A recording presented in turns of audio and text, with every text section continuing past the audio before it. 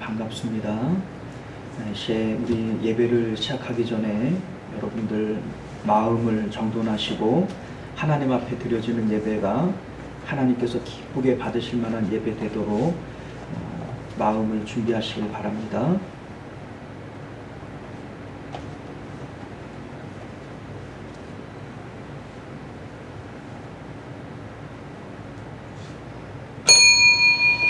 네, 지금으로부터 8월 22일, 8월 넷째 주일 오전 예배 우리 하나님 앞에 드리도록 합니다. 다 같이 묵도하시겠습니다.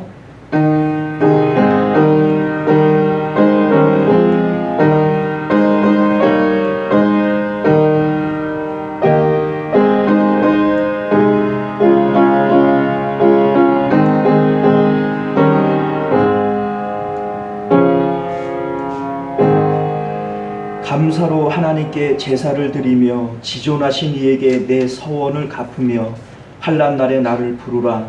내가 너를 건지리니 내가 나를 영화롭게 하리라. 아멘. 존귀하시고 은혜로우신 우리 주 하나님, 오늘도 우리에게 복된 주일을 허락하시고 하나님 앞에 예배할 수 있는 은혜를 주신 것 참으로 감사드립니다. 아멘.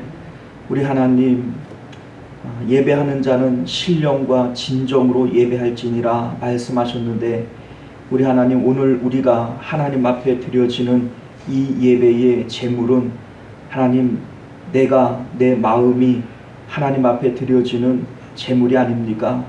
오늘 우리가 하나님 앞에 드려지는 이 산제사가 온전한 것이 되어질 수 있도록 주님 앞에 드려지는 흠없고 점없는 그러한 제물 되게 하여 주옵소서.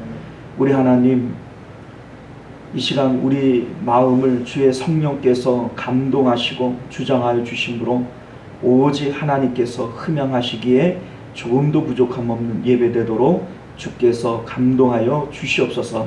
거룩하신 우리 주 예수님 이름으로 간절히 기도드리옵나이다. 아멘. 자, 우리 다 같이 찬송가 8장 함께 찬양하겠습니다. 거룩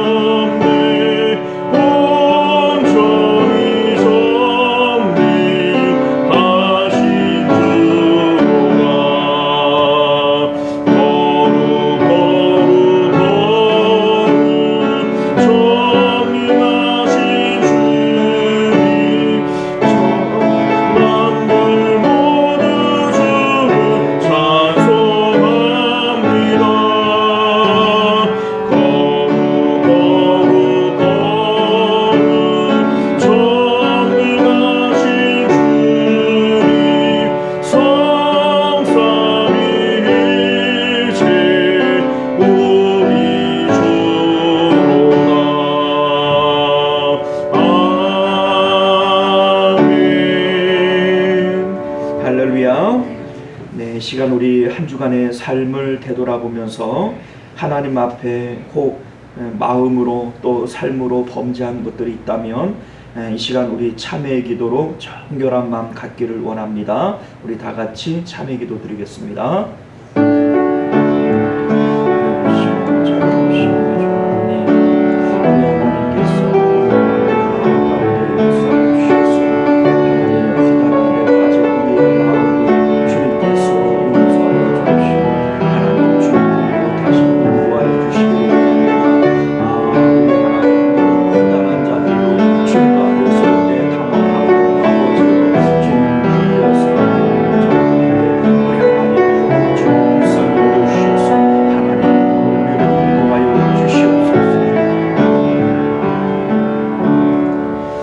너희는 여호와를 만날 만한 때에 찾으라. 가까이 계실 때에 그를 부르라.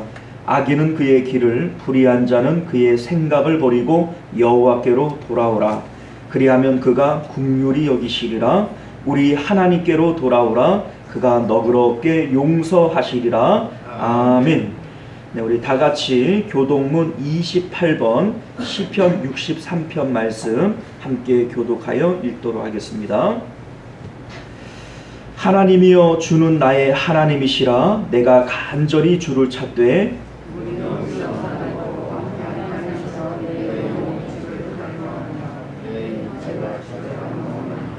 내가 주의 권능과 영광을 보기 위하여 주의 인자심이 생명보다 나음으로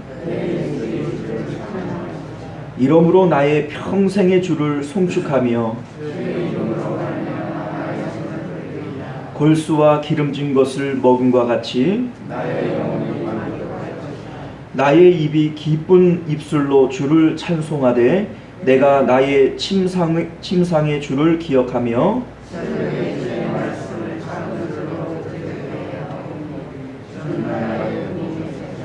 자, 함께합니다. 내가 주의 날개 그늘에서 즐거이 아멘.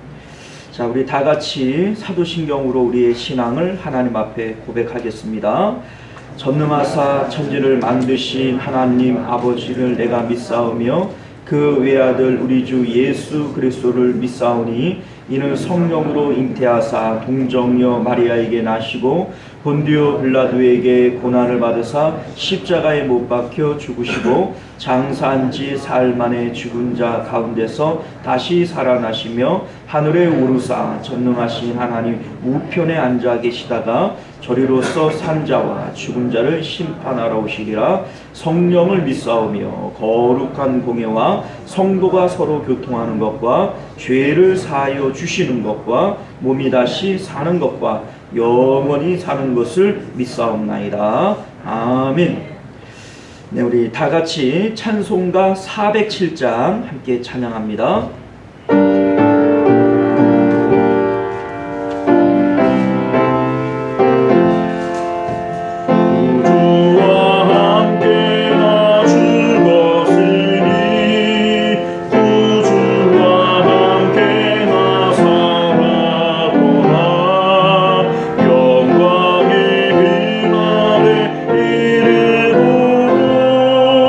언제나 주만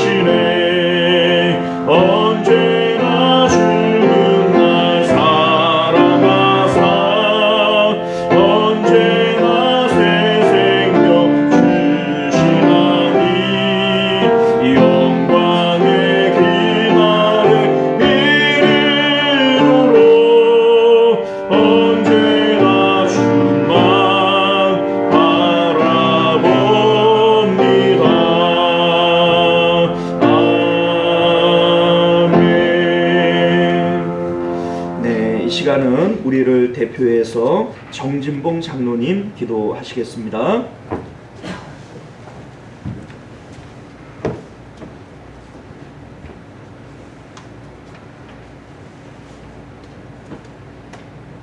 하나님은 우리의 외모를 보지 않으시고 믿음의 중심을 보시고 살아계신 하나님 아버지, 은혜와 사랑을 진심으로 감사드립니다. 이 땅에 수많은 사람이 살고 있지만 그 많은 사람 가운데서 저희들의 외모를 보지 않으시고 택하셔서 하나님의 자녀로 삼아주신 그 크신 은혜, 사랑을 진심으로 감사드립니다. 오늘도 거룩하고 복된 주님의 날을 허락하사 하나님께 기뻐하시는 신령한 예배를 드리게 됨을 무한 감사를 드립니다. 사랑의 하나님, 무더운 삼복도와 전 세계를 공포 속에 몰아넣고 있는 코로나 바이러스 전염병 속에서도 연로하신 장로님, 권사님, 온 성도님을 건강으로 지켜주시고 은혜 감사드립니다. 코로나로 인해서 예배도 일부 예배, 2부 예배, 비대면 예배를 드리고 있습니다. 마음 놓고 사람과 대화도 못하고 경제가 매우 어려운 가운데 있습니다. 하루속히 백신 접종하여 코로나의 전염병에서 자유케 하여 주시옵소서. 강하고 담대한 믿음도 주시옵소서. 예배를 드리는 이 시간에도 외적으로는 하나님의 자녀임은 틀림없지만 내면에는 세상과 짝지어 죄악을 벗어버리지 못하고 육신의 정욕과 정욕에 얽매여 작은 헌신에도 마음도 재물도 드릴 만한 믿음이 없습니다. 사랑의 하나님, 저희들에게 하나님이 좋아하시는 사람이 되도록 강권적으로 이끄시어 믿음의 결단을 주시는 삶을 우선으로 바로 정하고 하나님을 감동시키는 믿음으로 사람으로 어두운 세상을 복음을 밝히며 하나님께 영광 돌리는 시온성 성도님이 다 되도록 은혜 베풀어 주시옵소서.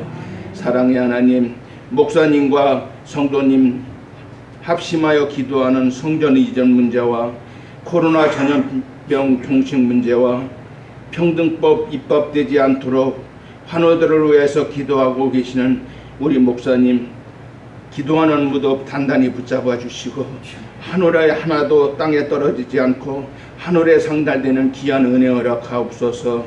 황무한 암사동 이곳에 시온성교회를 설립하신 지 5년이 지났습니다. 오늘은 창립 5주년 기념 예배지만 코로나로 인해서 예배도 드리도 못하고 성도들과 교제도 못하고 있습니다. 하루속히 정선님 성도님이 함께 모여 예배 드릴 수 있는 은혜를 베풀어 주시옵소서. 오늘도 목사님 말씀을 대언하실 때 말씀을 통하여 변화되는 그리스도인으로 살아가기를 소망하오니 말씀으로 새롭게 하옵시고 성령이 충만하여 주어진 사명을 감당할 수 있는 능력을 주시옵소서. 내조하는 사모님과 자녀들에게도 건강으로 지켜주시옵소서. 오늘도 청결한 마음 주셔서 하나님을 만나볼 수 있는 귀한 예배 되도록 은혜 베풀어 주실 줄 믿습니다. 우리를 구원하신 예수님 이름으로 간절히 기도드리옵습니다. 아멘.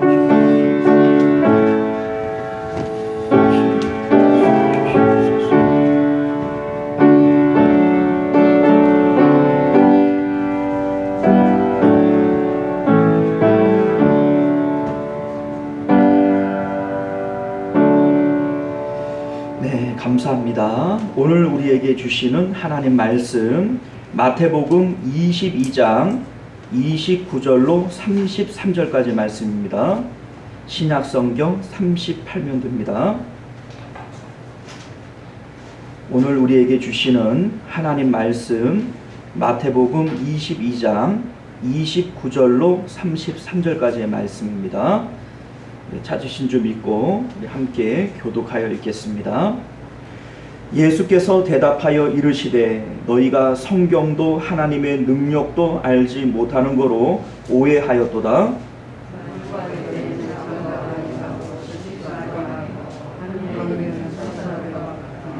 죽은 자의 부활을 논할진대 하나님이 너희에게 말씀하신 바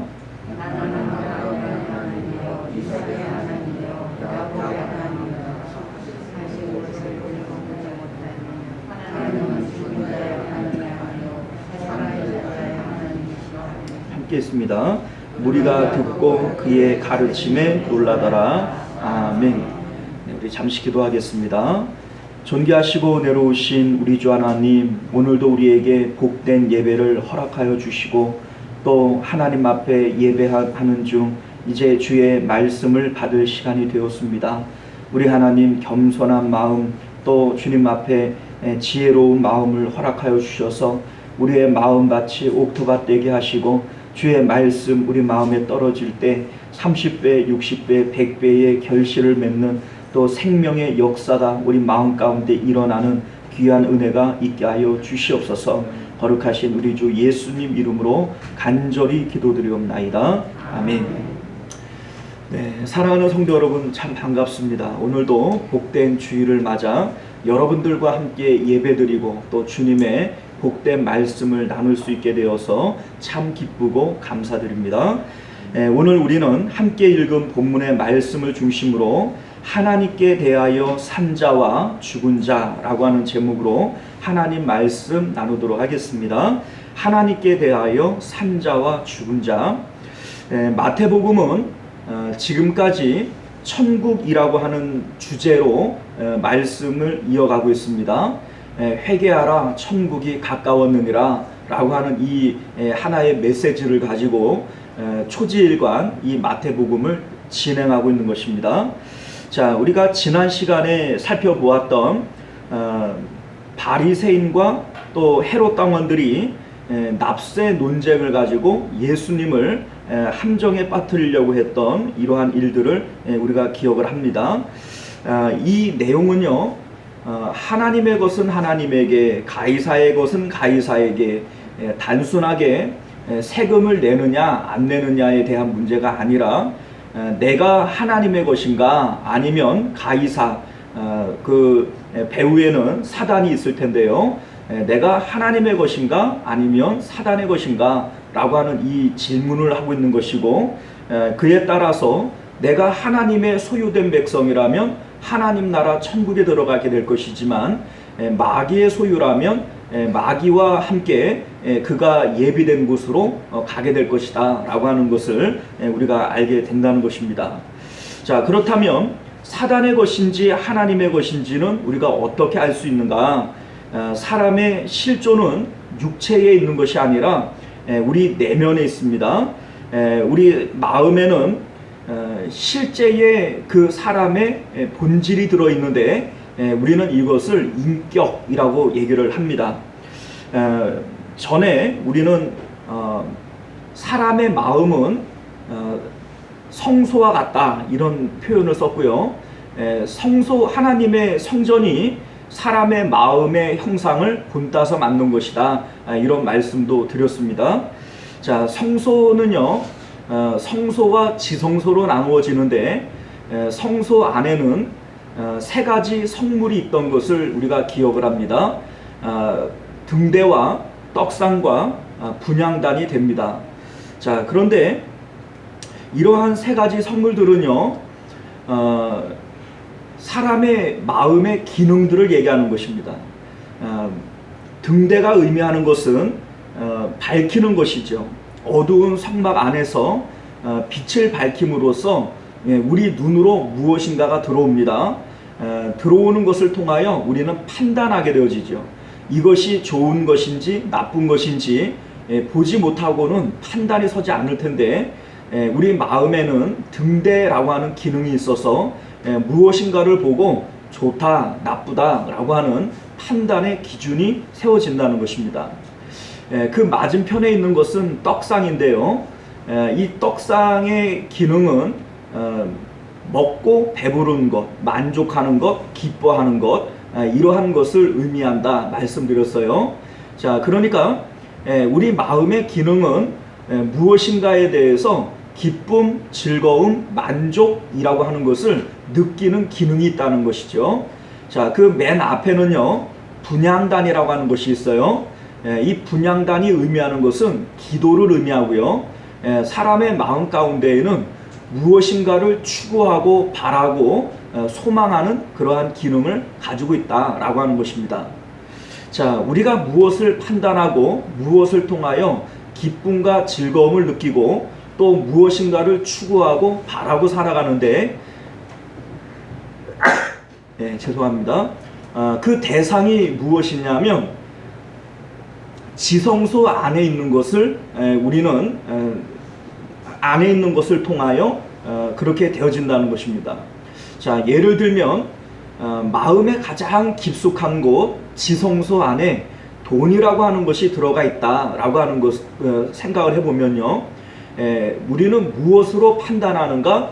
돈 가지고 판단하는 거예요. 이게 좋은 거냐 나쁜 거냐, 이게 나한테 득이 되냐 실이 되냐, 무엇으로 판단해요? 돈으로 판단해요. 무엇으로 즐거워하고 만족할까요? 돈을 벌면 즐거워하고 돈을 잃어버리면 슬퍼하고 이렇게 되겠죠. 무엇을 추구하며 살아가겠습니까? 돈을 추구하고 돈을 바라고 살아갈 거예요. 자, 그러면 이러한 사람의 인격은 뭐가 될까요? 돈이 되는 거죠. 돈이 그 사람의 인격이 되어져요.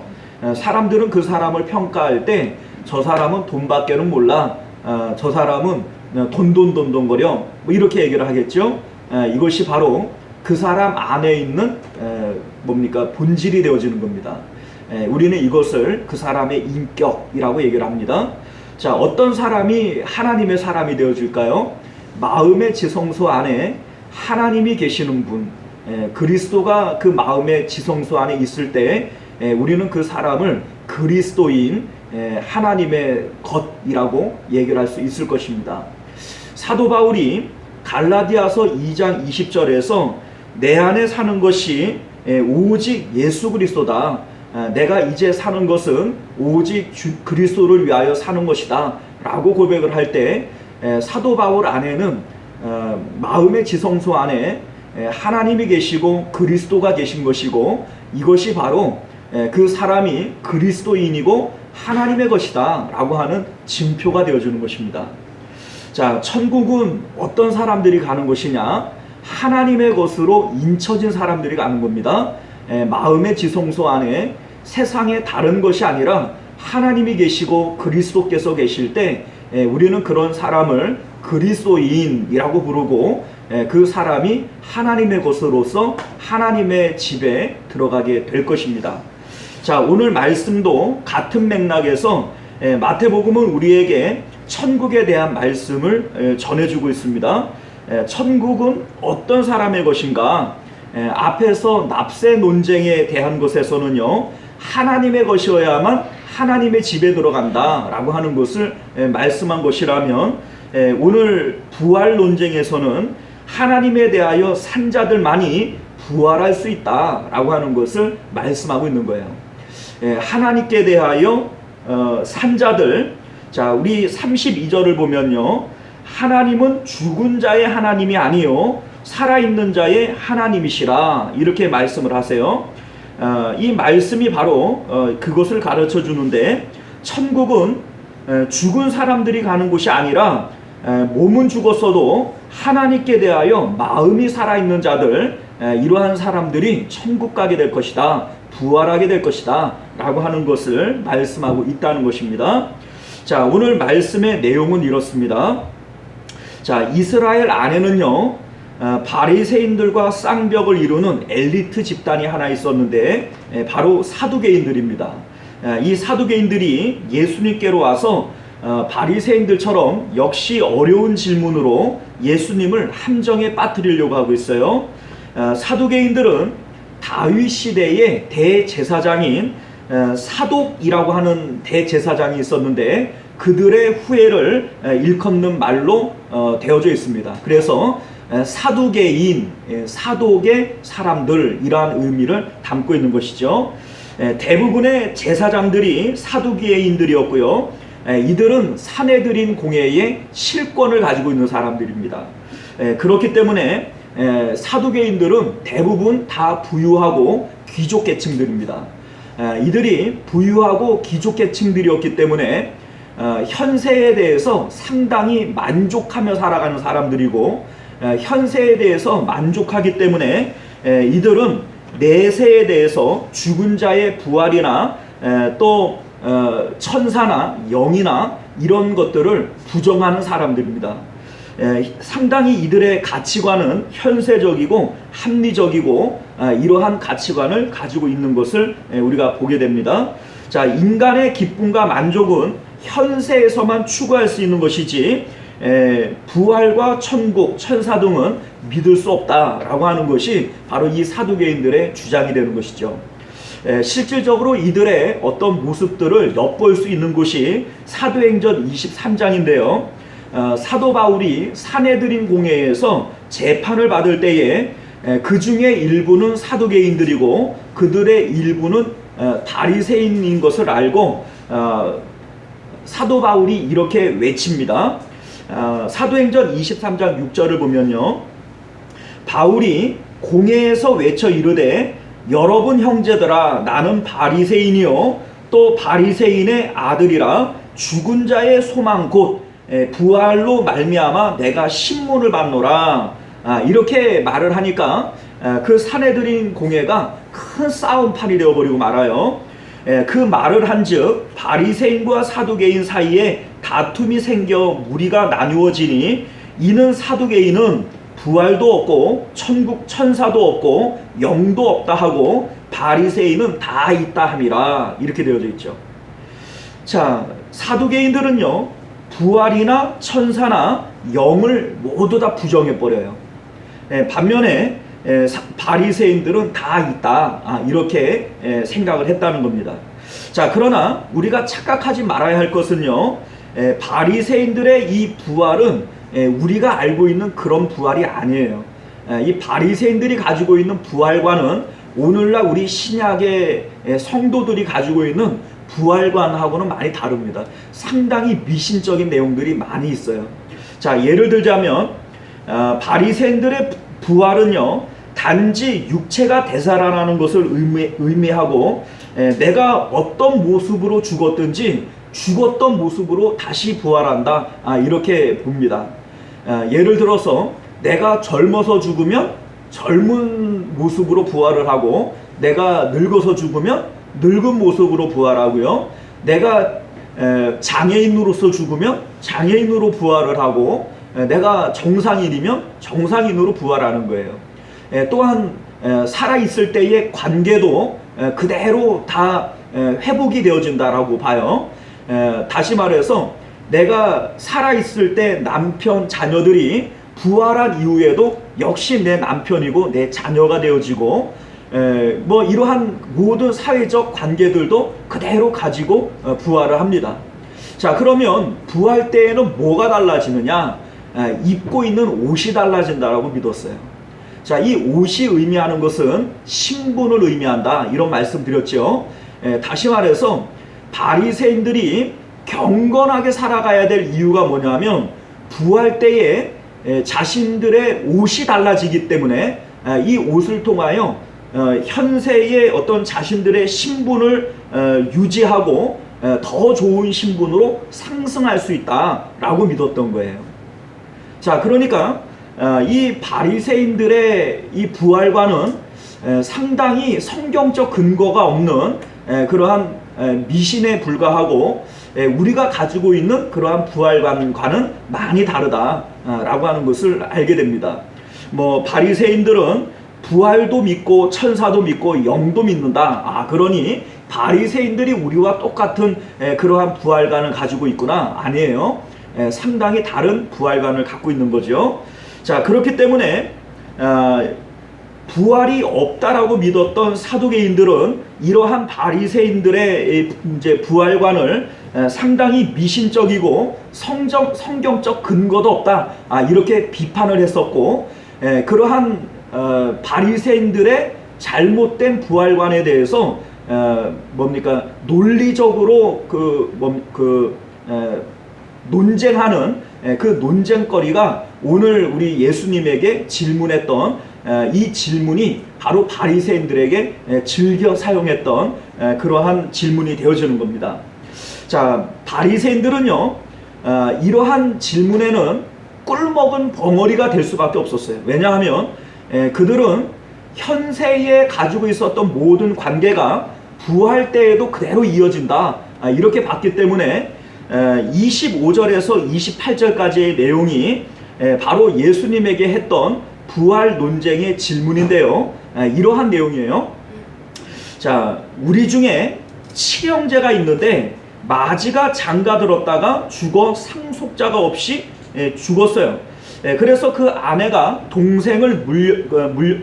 아내를 동생에게 물려주고 뭐 이렇게 되어져 있는데, 둘째도 자식을 낳지 못하고 죽고, 셋째도 자식을 낳지 못하고 죽고, 마지막 7째까지 갔어요.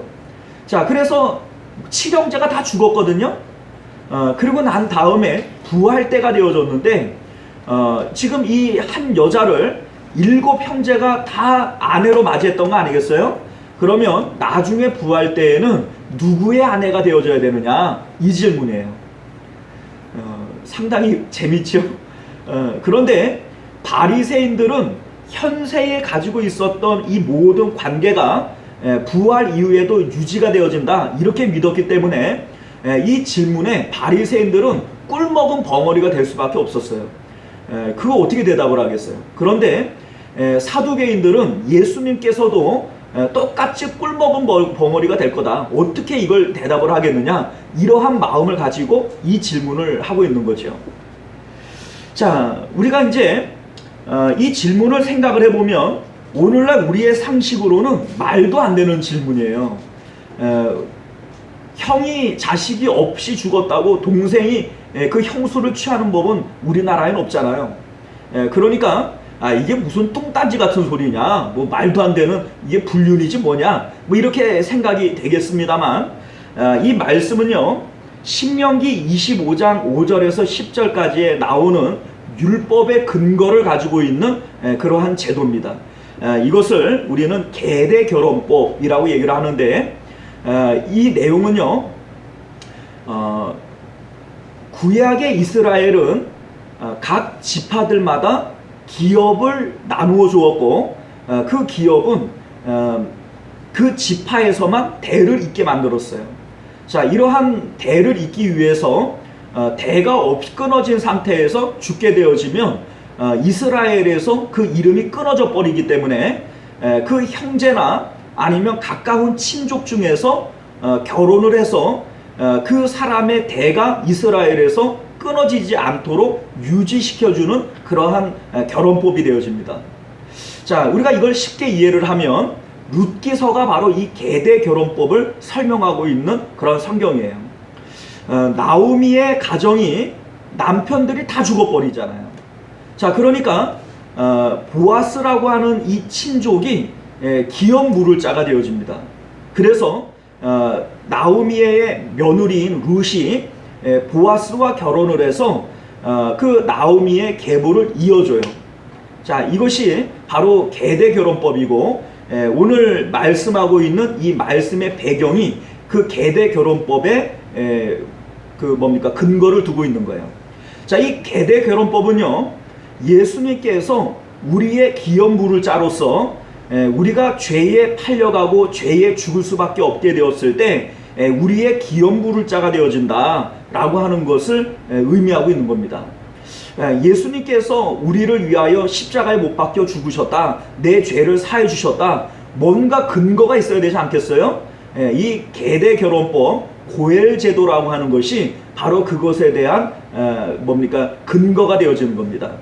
이스라엘 안에는 이와 같은 법이 있었다라고 하는 것이죠. 자, 그런데 이 질문은요 굳이 구약의 제도가 아니라도 오늘날 우리들에게도 상당히 궁금증을 유발할 수 있어요. 자, 예를 들면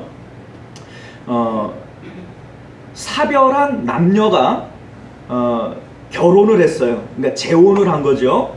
자, 그런데 이 둘이 살다가 둘 다 죽었어요. 그러면 나중에 죽은 이후에는 두 사람 모두가 남편이 둘이고 아내가 둘이 되어지지 않겠습니까? 자, 이해 가시죠? 자, 그러면 각각 두 명의 아내와 두 명의 남편이 있는데 죽은 이후에 천국에서는 누가 진짜 아내가 되고 진짜 남편이 될 거냐, 지금 이 질문이에요. 자, 궁금해요, 안 궁금해요? 자, 이렇게 궁금해할 수 있다라는 거예요. 자, 이에 대해서 예수님께서 뭐라고 말씀하시는가? 29절을 함께 읽어봅니다. 시작. 예수께서 대답하여 이르시되 너희가 성경도 하나님의 능력도 알지 못하는 거로 오해하였도다. 자, 이거는요, 질문 자체가 안 되고 너희들이 영적으로 너무나 무지했기 때문에 이런 말도 안 되는 질문을 하고 있는 거다. 지금 이 얘기입니다. 자, 그러니까 여러분들도 좀 전에 그거 궁금하다 이렇게 얘기를 했지만 실질적으로는 이거는 궁금해할 필요도 없는 내용이라 이 얘기예요. 왜냐하면 30절 말씀을 함께 볼게요. 시작. 부활 때에는 장가도 아니 가고 시집도 아니 가고 하늘에 있는 천사와 같으니라 이렇게 되어져 있어요. 자, 이 천사는요 나이가 없고요 성별이 없습니다. 자, 여러분들 마리아에게 나타난 그 마리아에게 예수 그리스도의 탄생을 전해준 가브리엘이라고 하는 천사장 있잖아요. 가브리엘이 나이가 몇이에요? 한 몇 살이나 됐을까요? 자, 가브리엘은 남자일까요? 여자일까요? 없지요. 예. 천사는 나이도 없고 성별도 없어요. 자, 그러니까 천사들은 결혼하고 시집가고 장가가는 일이 있을까요? 없을까요? 없어요. 예, 없습니다. 자, 그렇기 때문에 우리가 나중에 죽고 부활할 때에는 천사와 같은 몸으로 부활을 하기 때문에 그때에는 시집가고 장가가는 일들이 없다는 거예요. 그러니 너희들이 이 땅 가운데에서 무슨 남편이 있고 아내가 있고 자식이 있었는지 몰라도 천국에서도 그런 것이 아니다 라고 말씀하고 있는 것입니다. 지금 우리에게 말씀하고 있는 것은 장차 우리가 입게 되어질 부활 때에 입을 우리의 육체, 부활체에 대해서 말씀하고 있는 거예요. 자, 지금 우리는요 유한한 몸을 가지고 있어요. 자식을 낳는 이유가 뭐고 결혼을 하는 이유가 뭐냐면 우리의 몸은 영원히 살 수 있는 몸이 아니고 한정적으로 살 수 있는 몸이기 때문에 늙어서 죽기 전에 결혼을 하고 자식을 낳아서 생명을 유지시키려고 하는 거잖아요. 그런데 우리가 장차 입게 되어질 우리의 몸은요 더 이상 병들지도 않고 늙지도 않고 죽지도 않는 몸이기 때문에 천사와 같은 몸이고, 그러한 몸을 가진 우리들은 더 이상 시집가고 장가가고 또 자식 낳을 필요가 없는 그러한 몸이 되어지는 것입니다. 자, 이 천사의 몸이라고 얘기를 한다면 이 부활체의 몸이 어떤 몸일까? 마태복음 28장 3절을 보면 예수님께서 부활하실 때에 그 돌문을 옮겨 놓은 천사를 성경이 그 인상착의를 얘기하고 있는데, 그 형상이 번개 같고 그 옷은 눈같이 희거늘 이렇게 되어져 있어요. 자, 그러니까 그 형상이 번개 같다. 자, 이게 뭔 얘기일까? 번개가 이 빛이잖아요, 빛. 그러니까 우리가 입게 되어질 이 몸이 빛의 몸이다 라고 하는 것을 우리가 알게 됩니다. 왜냐하면 예수님께서 변화산에서 변화되어질 때 제자들에게 보여지신 그 몸이 빛의 몸이었어요. 그래서 몸 자체가 발광체가 되어지고, 이 발광되어진 이 빛이 옷을 뚫고 나옴으로써 그 옷이 휘어졌다 이렇게 표현을 하고 있는 겁니다. 실질적으로 우리 이제 요한계시록을 보면 천국에는 더 이상 해나 달이나 이러한 발광체가 필요 없다 라고 얘기를 해요. 왜냐하면 하나님과 그 어린 양이 바로 이 빛이 되어지시기 때문이다 이렇게 말씀하고 있죠. 자, 우리가 장차 입게 되어질 우리의 부활체의 몸이 바로 그러한 빛의 몸이다 라고 하는 것을 우리가 알게 되어집니다. 또한 우리가 입게 되어질 이 부활체의 몸은요, 부활의 첫 열매가 되신 예수님을 통해서 우리가 엿볼 수 있게 되어지는데요, 예수님의 이 몸이 어떤 모습일까? 먼저는요, 예수님께서 부활하신 이후에 그 모습을 예수님을 사랑하는 제자들이 몰라봤다라고 하는 거예요. 자, 예를 들면 막달라 마리아가 예수님을 얼마나 애타게 그리워하고 찾았습니까? 그런데 부활하신 예수님을 요한복음 20장을 보면 막달라 마리아가 동산직인 줄 알았다 이렇게 되어져 있죠. 자, 그러니까 알아봤다는 얘기에 못 알아봤다는 얘기예요. 못 알아본 거죠. 엠마오로 가는 두 제자가 예수님과 함께 길을 가고 대화하고 함께 식사를 했음에도 불구하고 예수님인지를 몰라봤어요.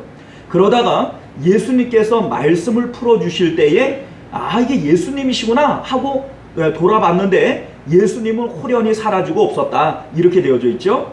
자, 제자들이 예수님의 얼굴을 몰라봤다라고 하는 것은 우리가 부활할 때의 우리의 모습은 지금 현재 우리가 가지고 있는 모습과 동일하다는 거예요? 다르다는 얘기예요?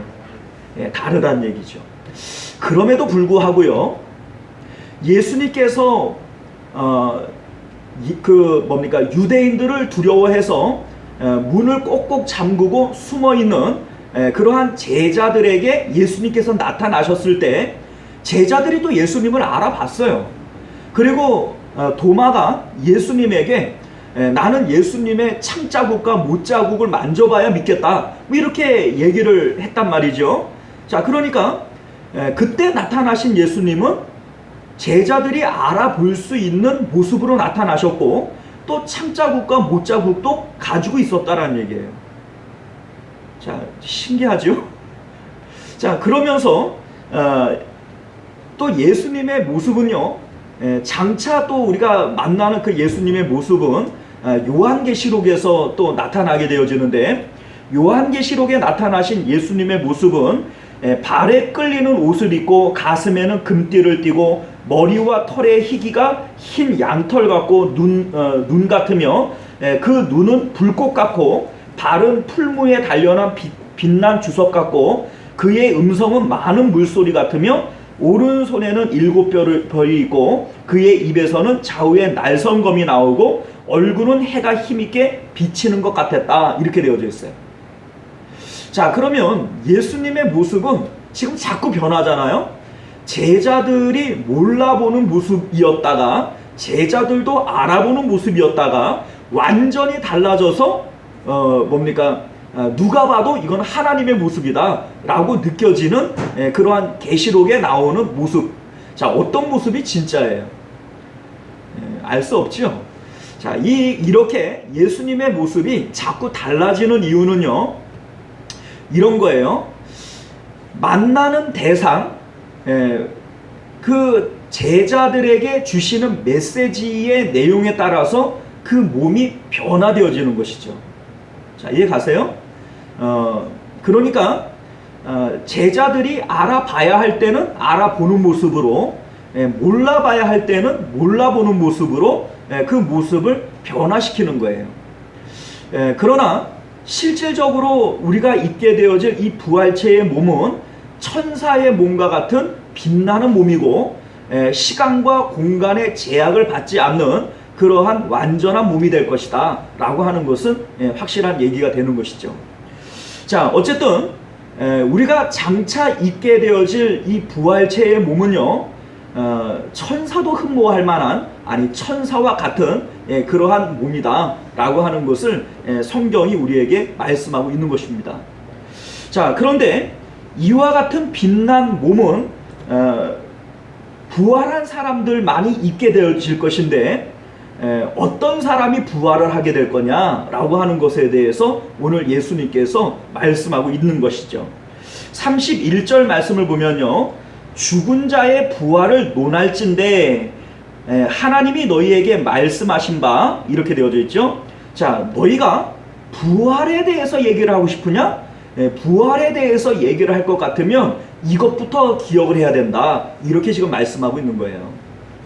자, 너희가 부활에 대해서 논할진대 하나님께서 너희에게 말씀하신 바를 기억을 해라, 지금 이런 얘기잖아요. 나는 아브라함의 하나님이요 이삭의 하나님이요 야곱의 하나님이라 하신 것을 읽어보지 못하였느냐? 하나님은 죽은 자의 하나님이 아니요 살아있는 자의 하나님이시니라 라고 얘기를 하는 거예요.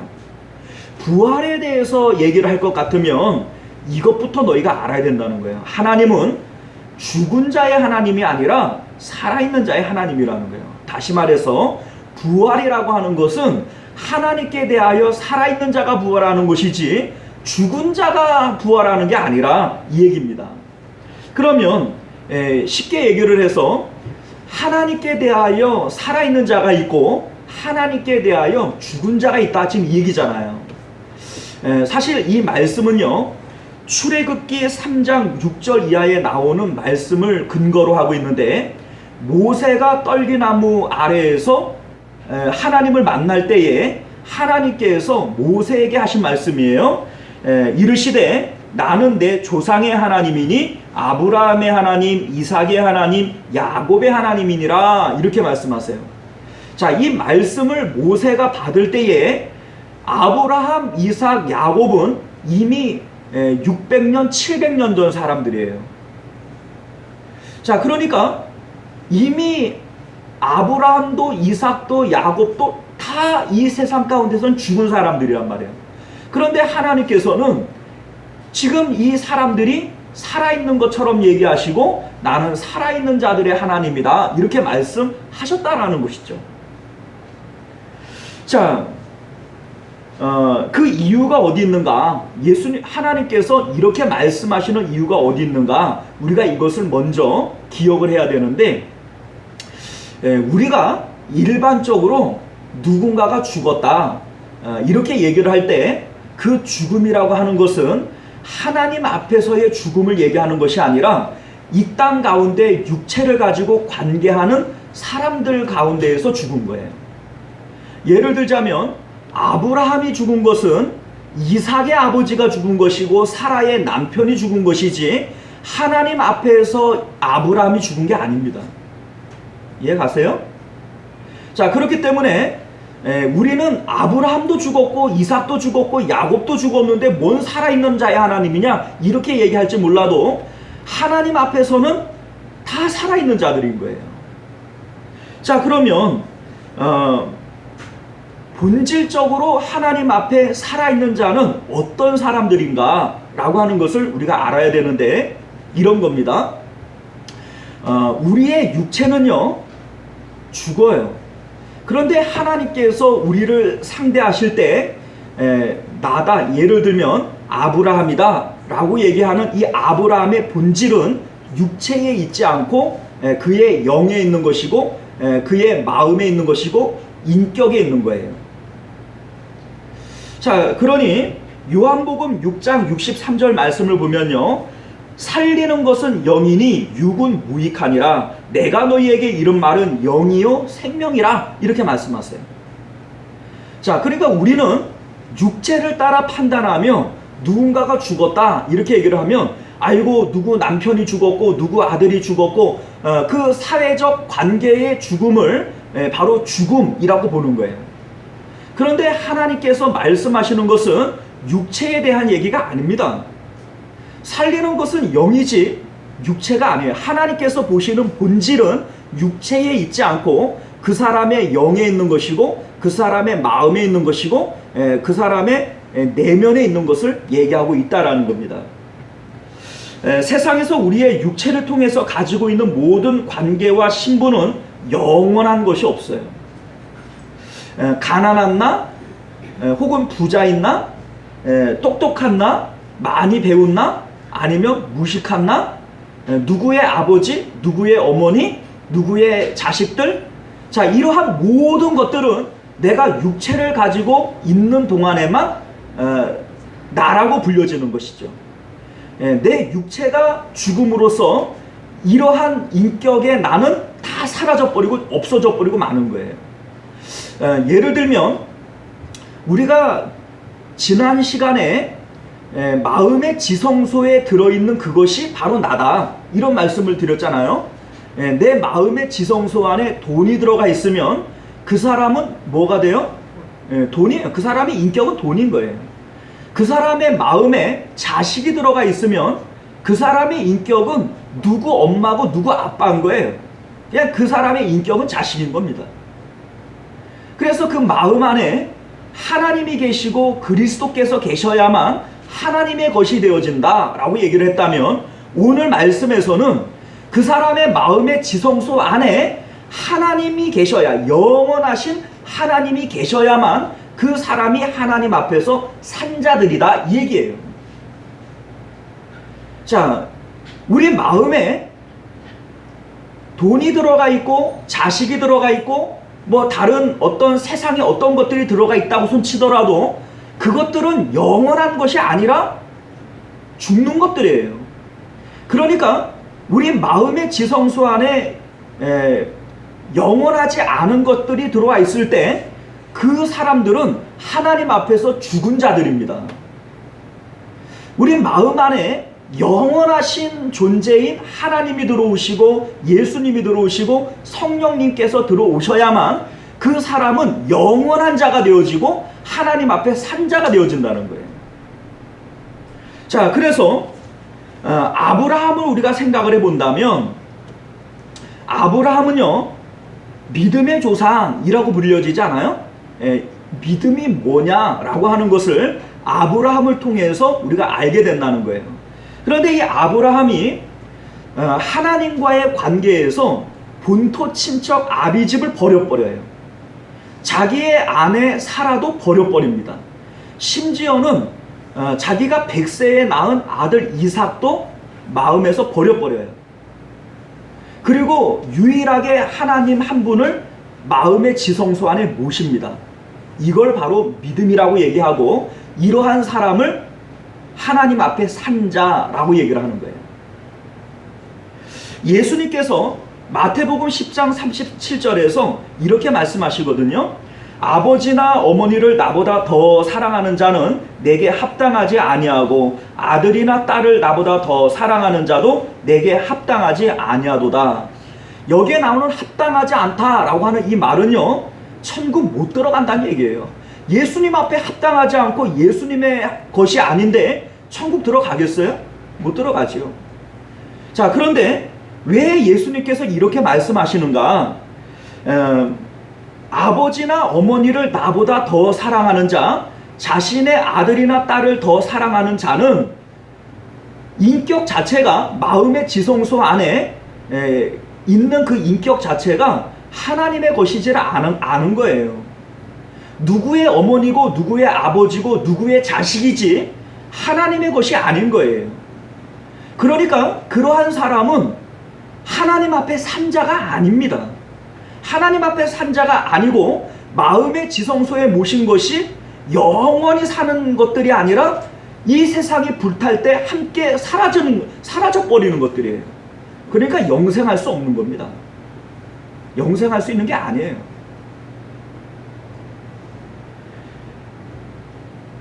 그래서 오늘날 우리들이 하나님 앞에서 산 자요, 하나님의 것이 되어지기 위해서는 마음의 지성소 안에 하나님이 계셔야 하고 예수님이 계셔야 하는 거예요. 요한복음 11장 25절 이하의 말씀을 보면 우리가 잘 아시는 말씀인데, 나사로가 죽었을 때 그의 누이인 마르다에게 예수님께서 이렇게 말씀하시잖아요. 예수께서 이르시되 나는 부활이요 생명이니 나를 믿는 자는 죽어도 살겠고 무릇 살아서 나를 믿는 자는 영원히 죽지 아니하리니 이것을 내가 믿느냐. 자, 여러분들 보세요. 살아서 나를 믿는 자는 영원히 안 죽는다. 여러분들 지금 살아서 믿죠? 그럼 여러분들 안 죽습니까? 자, 죽는데 왜 예수님은 살아서 나를 믿는 자는 영원히 죽지 아니하리니 이걸 믿느냐? 지금 이렇게 얘기를 할까요? 이게요, 우리의 육신을 가지고 얘기하는 게 아니에요, 여러분들. 만약에 그렇다면 이게 지금 말이 안 되는 내용이죠. 이해가세요? 자, 살아서 예수님을 믿는다, 이 얘기는요, 우리가 이미 하나님과 관계에서 하나님과 연합하고 하나님 앞에 산 자가 되어지면 영원히 사는 것이지, 그게 죽는 게 아니다 이거예요. 육체는 잠시 잠자고 육체는 죽을 수 있어요. 그러나 하나님 앞에 한 번 산 자는 영원히 사는 것이지 결코 죽는 게 아니다 라고 하는 것을 말씀하고 있는 것입니다. 자, 그러면 우리가 어떻게 해야만 하나님께 대하여 산 자가 되어줄 수 있는가? 이거는요, 세상에 대하여 죽어야만 하나님께 대하여 살 수 있는 겁니다. 자, 세상에 대하여 죽는다라고 하는 말의 의미가 뭐예요? 내가 누구 아버지로서 죽는 거예요. 내가 누구 어머니로서 죽는 거고, 내가 직장의 사장으로서 죽는 거고, 부장으로서 죽는 거예요. 그렇게 세상에 대한 내 인격이 죽을 때 하나님께 대하여는 살게 되어집니다. 이게 바로 십자가의 의미예요. 이게 십자가의 의미입니다. 예수님께서 나로 말미암지 않고는 아버지께로 갈 자가 없다. 내가 부활이요 생명이다. 이렇게 말씀하시는 이유가 뭡니까? 예수님의 십자가가 아니고서는 세상에 대하여 죽을 수가 없고, 세상에 대하여 죽지 않는 자들은 하나님께 대하여 살 수가 없기 때문에 그런 거예요. 하나님께서는 살아계신 자들의 하나님이고, 하나님께 대하여 살아있는 자들만 마지막 때에 부활하는 겁니다. 생명의 부활로 나올 수 있는 거예요. 그런데 세상에 대하여 죽지 않는 자들은 하나님께 대하여 살 수가 없습니다. 그래서 예수님께서 우리에게 십자가를 주신 거예요. 아브라함은 특별히 믿음의 조상으로서 하나님께 대하여 살기 위하여 세상에 대해서 죽었어요. 자기 본토 친척 아비집에 대하여 죽었고, 자기 아내 사라에 대하여 죽었고, 자기 아들 이삭에 대하여 죽었습니다. 그런데 우리는 이게 잘 안 되잖아요. 이게 안 된단 말이에요. 그러니까 예수님께서 우리에게 십자가 주신 거예요. 내가 너희들을 대신해서 십자가에서 못 박혀 죽었지 않느냐. 이 십자가를 바로 너희의 것이라고 믿으라는 거예요. 그래서 세상에 대하여 우리는 죽은 자가 되어지고, 하나님께 대하여 산 자가 되어지는 것, 이게 바로 십자가의 의미입니다. 사랑하는 성도 여러분, 예수님께서는 부활은요, 살아있는 자들의 것이라 이렇게 말씀하세요. 자, 이 말씀은요, 단순하게 우리가 살아있어야만 부활한다 이런 의미가 아닙니다. 이단들은 이걸 오해해가지고 살아있을 때 14만 4천 안에 들어가야 부활한다 이렇게 생각을 하는데, 그런 의미가 아니에요. 자, 이 말씀은요, 하나님께 대하여 그 마음의 인격이 살아있어야 됩니다. 그러기 위해서는 세상에 대하여 죽은 자가 되어져야 되고, 그 의미가 바로 십자가의 의미다. 이걸 지금 말씀하고 있는 것이죠. 고린도전서 15장 50절 말씀을 보면요, 사도 바울이 이렇게 말씀해요. 형제들아, 내가 이것을 말하노니 혈과 육은 하나님의 나라를 이어받을 수 없고, 또한 썩을 것은 썩지 아니하는 것을 유업으로 받지 못하느니라. 사도 바울이 말씀하고 있는 것이 바로 지금 이 얘기예요. 우리의 육체, 혈과 육은 하나님의 나라를 유업으로 받는 것이 아니에요. 또한 우리 마음의 지성소 안에 썩어지는 것이 들어가 있을 때 그 썩는 것들은 썩지 않는 세계를 유업으로 받지 못하는 것들입니다. 사랑하는 성도 여러분들, 여러분들의 마음의 지성소 안에는 지금 무엇이 들어가 있습니까? 영원한 하나님이 들어가 있나요? 아니면 세상에 썩어질 것들이 들어가 있나요? 세상에 썩어질 것들이 여러분들의 마음의 지성소 안에 있다면 여러분들은 하나님께 대하여 죽은 자이지 산 자일 수 없습니다. 영원하신 하나님이 여러분들 마음 안에 있을 때에만 여러분들은 하나님께 대하여 산 자들이고, 마지막 때에 부활할 자들이고, 하나님 나라를 유업으로 상속받을 자들이 되어지는 것을 믿으시길 바랍니다. 아멘. 오늘 이 말씀을 통하여 늘 자기 자신을 세상에 대하여 죽은 자라 고백할 수 있는 십자가를 지고 주님 따라가는 저와 여러분들 되시기를 주님 이름으로 축원드립니다. 기도하겠습니다. 존귀하시고 은혜로우신 우리 주 하나님 감사합니다. 오늘도 주님의 복된 말씀을 통하여 우리에게 주시는 복음의 메시지가 무엇인지를 듣게 하시니 감사드립니다. 나를 따라오려거든 자기를 부인하고 자기 십자가 지고 따라와야 된다 말씀하셨는데, 우리 마음 가운데에는 끊임없이 세상에 썩어질 것들을 마음의 지성소 안에 담고 그것으로 즐거워하고 그것으로 기뻐하는 우리들의 모습들이 있습니다.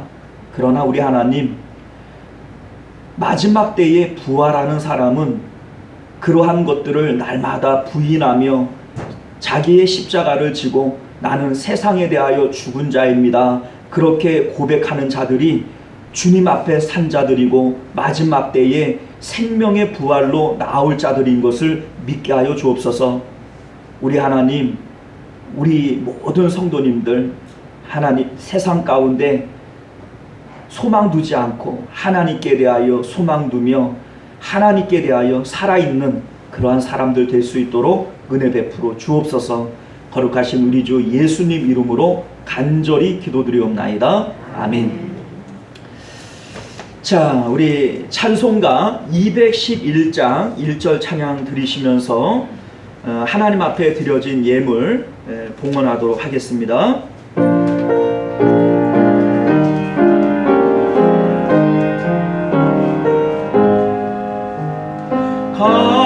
값비싼 향유를 주께 드리 막달라 마리아 본받아서 향기로운 산재를 주님께 바치리 사랑의 주 내 주님께 아멘. 네, 우리 하나님 앞에 11조 예물, 감사 예물, 주일원금 이렇게 드리셨습니다. 우리 잠시 기도합니다. 존귀하시고 은혜로우신 우리 주 하나님, 우리가 하나님의 것, 하나님의 사람입니다. 우리가 그것을 고백하는 마음으로 우리에게 주신 것도 하나님의 것이라 고백하는 마음으로 예물 드렸습니다. 11조 예물, 감사 예물, 주일원금 드린 우리 귀한 손길들마다 우리 하나님께서 기쁘게 받아 주옵시고, 이것이 하나님 앞에 물질 드리는 것이 아니라 하나님 우리의 믿음과 마음과 정성을 드리는 것이오니 우리 하나님 우리의 믿음, 우리의 정성 받으시고 하나님 좋은 것들로 갚아 주시기를 원합니다. 하나님 앞에 드리고 줄이고 목마른 사람들 있어서야 되겠습니까? 하나님 앞에 드린 손길들 더 넉넉하고 더 풍성한 것들로 허락하여 주셔서 하나님 앞에 드리는 것은 결코 사라지는 것이 아니라 갑절로 또 30배, 60배, 100배가 되어져서 돌아오는 것들임을 우리로 깨달아 알도록 주님 축복하여 주시옵소서. 하나님 드릴 물질 없어 하나님 앞에 이 마음 바칩니다 하는 그러한 손길들 있습니까? 우리 하나님께서 물질을 더하시고 마음의 믿음을 더하여 주셔서 하나님 앞에 넉넉히 드릴 수 있는 믿음, 마음껏 드릴 수 있는 물질 있도록 축복하여 주시옵소서. 거룩하신 우리 주 예수님 이름으로 간절히 기도드리옵나이다. 아멘. 자, 우리 주보를 참조하셔서 교회 소식 전해드립니다. 여름철 건강에 주의하시고 말씀과 기도에 더욱 힘쓰실 수 있기를 부탁드립니다. 예배 진행사항 안내드립니다. 우리가 처음부터 예상을 했습니다만 계속해서 2주 연장이 되어져서 9월 5일까지 연장되어진다 이렇게 발표가 되어졌는데 그때 또 가봐야 아는 거죠. 또 추석 지나고 풀자 이렇게 해서 또 그때까지 또 연장이 될 수 있어요. 수도권 거리두기 4단계가 연장됨에 따라 우리 온라인 예배, 비대면 예배도 계속해서 병행이 되어지는 것 기억하시고요. 우리 교회는 주일 오전 9시, 11시 예배뿐만 아니라 새벽 예배, 수요 예배, 금요일 기도회 뭐 우리 어린이 예배까지 다 진행이 되어집니다. 여러분들 기억하시고 예배 드리시는데 차질이 없도록 참조하시기를 바랍니다. 코로나 상황이지만 각 구역과 전도회를 통해서 성도의 교제를 풍성히 나눠주시기를 부탁드리겠고요. 우리 9월 5일 주일은 시원성교회 창립 5주년 기념 예배로 드리도록 하겠습니다. 우리 이제 뭡니까? 오늘이 우리 장로님 기도하실 때 말씀하셨지만 원래는 이제 창립 기념 주일 되어져야 되는데 뭐 여러 가지 이제 여건과 뭐 그런 사정들이 있고요. 그래도 이제 이왕이면 우리 또 정재철 목사님 좀 오실 때 좀 했으면 좋겠다 이런 생각이 들어서 우리 목사님하고 5일날 모시기로 이렇게 했어요. 그래서 우리 창립 5주년 기념 예배도 그때로 연기하여 드리도록 하겠습니다. 주일 기도 순서 또 합심 기도 제목 주보를 참조해 주시기를 바라겠고요. 성경 통독 달성자들 명단도 주보를 참조하시기를 바랍니다. 우리 기도하실 때마다 환우들과 성도님들의 생업을 위해서 기도해 주시기를 부탁드리고 구체적인 기도의 요청이 있으시면 저에게 말씀해 주시면 함께 힘껏 기도해 드리도록 하겠습니다. 우리 찬송가 우리 복음 성가 중에서 함께 할게요. 내 마음에 주를 향한 사랑이. 자, 우리 찬양 부르실 때 말씀을 기억하시며 함께 찬양했으면 좋겠습니다. 오직 그 마음 가운데 십자가의 길을 걷는 사람들, 이 사람들이 하나님께 대하여 산자들입니다.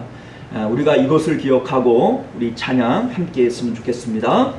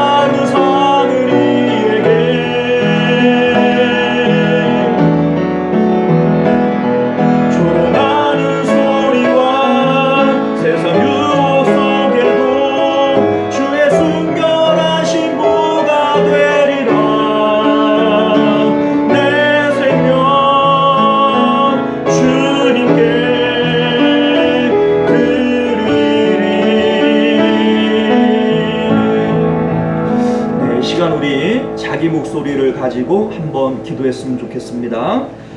하나님께 대하여 산 자, 그 마음의 지성소 안에 오직 하나님이 계시고 그 하나님을 모시기를 힘쓰는 자들, 이 사람들이 하나님께 대하여 산 자들입니다. 마지막 때의 생명의 부활은 바로 그러한 자들의 것임을 말씀하고 있습니다. 십자가의 길을 걷는 자들, 순교자의 삶을 사는 자들, 세상에 조롱하는 소리와 세상의 유혹 속에서도 하나님 앞에 순결한 신부가 되어지기를 힘쓰는 자들, 이 사람들이 바로 하나님께 대하여 산 자들인 것을 믿습니다. 우리 하나님, 오늘 내가 이러한 순교자의 삶을 사는 십자가의 길을 걷는 그러한 사람들 되게 하여 주옵소서. 우리 주여 한번 외치고 기도하도록 하겠습니다. 주여, 은혜로우시고 자비로우신 우리 주 하나님, 마지막 때에 생명의 부활로 나올 자들은 죽은 자들이 아니라 하나님 앞에 산 자들인 것을 깨달아 알게 하여 주시옵소서. 우리 마음의 지성소 안에 세상에 썩어질 것들, 죽어질 것들을 마음에 채우고 하나님께 대하여 죽은 자들이 마지막 때에 어떻게 생명의 부활로 나올 수 있겠습니까? 하나님, 자신을 부인하고 주님 앞에 십자가의 길을 걸으며 하나님 앞에 순결한 신부가 되어지기를 힘쓰는 저희들 되게 하여 주시옵소서. 그래서 세상에 대하여는 죽은 자들이요 하나님께 대하여 산 자가 되어지기를 힘쓰는 자들, 하나님, 이러한 자들이 마지막 때에 부활하는 자들이요 하나님의 나라를 유업으로 상속받을 자들이요 하나님의 저 천국에 들어갈 자들임을 우리로 기억하게 하여 주심으로 말미암아 오늘도 아버지 주님의 말씀을 따라 살아가기를 힘쓰는 저희들 될 수 있도록 은혜를 베풀어 주시옵소서.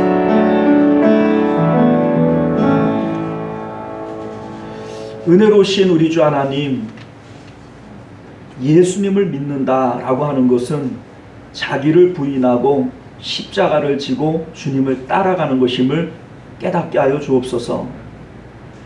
자기를 부인하고 주님 따라가지도 않으면서 예수님 믿는다고 착각하며 예수님을 아는 것을 믿는다고 그렇게 오해함으로 자기가 천국에 들어갈 것으로 깨닫는 그러한 자들 되지 않기를 원합니다. 자기를 부인하고 십자가를 지고 주님을 따르는 것은 세상에 대하여 죽은 자요 하나님께 대하여는 산 자로 살아가는 것임을 알게 하여 주옵소서. 하나님께서는 죽은 자의 하나님이 아니라 산 자의 하나님이라 말씀하셨는데, 하나님, 우리가 하나님께 대하여만 살기 위하여 오늘도 십자가를 지고 세상에 대하여는 죽은 자 되어지기를 소망하는 저희들 되게 하여 주시옵소서.